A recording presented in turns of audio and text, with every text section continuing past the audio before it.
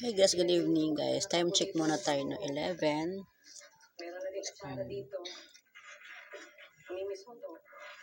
11:21. So malapit na po siya mag-12.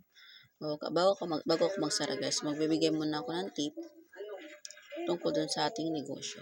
So sa tulad na negosyo natin guys, itong gatong klase negosyo, huwag tayong mag-matter o huwag tayong magdepende doon sa ating makakilala. Huwag tayong magtuon doon sa kakilala natin or huwag natin targetin yung makakilala natin. Dapat pagdating sa negosyo, itong klase negosyo na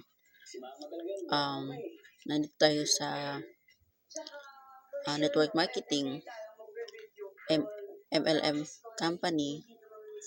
So dapat hello strangers tayo. Kasi masasaktan ka lang kung doon mo lang i-focus yung sarili mo o yung pag-promote mo o pag-share mo doon sa kakilala mo, kasi unang-una hindi po yan talaga mag-a-avail sa'yo. Hindi po yan talaga may niwala sa'yo. Ako, it takes 2 years bago naniwala sa akin yung mga kilala ko. Yung una kong pagpasok sa negosyong to, yung makakilala ko hindi po naniwala sa akin, hindi po sumali sa akin.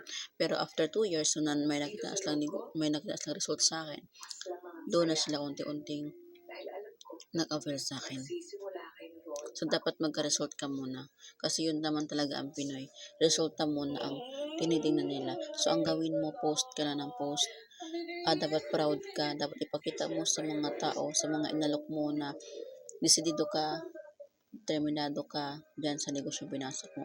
At kung wala kang post na nakita about dyan sa negosyo mo, puro lang mukha ang pinost mo na walang about sa negosyo mo, hindi po talaga may niwala ang mga tao sa'yo. Magmukha ka lang scammer dyan. So, tulungan mo din sarili mo. No? Huwag mong isipin na porket naka-profile ka ng ganyan, katulad ng negosyo mo, pero wala kang pinost. Walang mangyayari guys.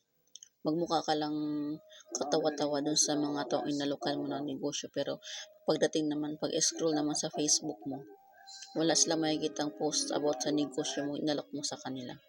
Kasi ikaw mismo wala kang pinost. Huwag ka ding mahiya na mag-post ng income. Kasi nasa isip mo, uutangan ka nila. Natural lang yung tao magsabing mangutang kung may makita silang pera sa'yo. Pero nasa iyo naman yan kung paano mo siya i-manage. Nasa iyo naman yan kung paano mo itanggi. Walang masama sa pagsabi ng no. Basta nasa tama ka. Diba? Yung mga yan, hindi naman mamimilit eh. Nag-aantay lang yan sila na pautangin. Okay lang yan kasi sabihin ka nila madam, mayabang, nagkapera lang, hindi nang mapairam, ang damot mo naman. Okay lang yung sabihan ka lang ganyan. Kasi yung mga yan, yung mga thinking nila, hindi nakakatulong sa atin. So, wag mong targetin yung mga tao kakilala natin sa buhay. Ang targetin mo yung mga taong hindi mo kilala at hindi ka rin kilala. So, mag-post po tayo. Dapat meron po tayo. Wag mo hayaang lumipas yung isang araw na wala kang post about sa negosyo mo. No?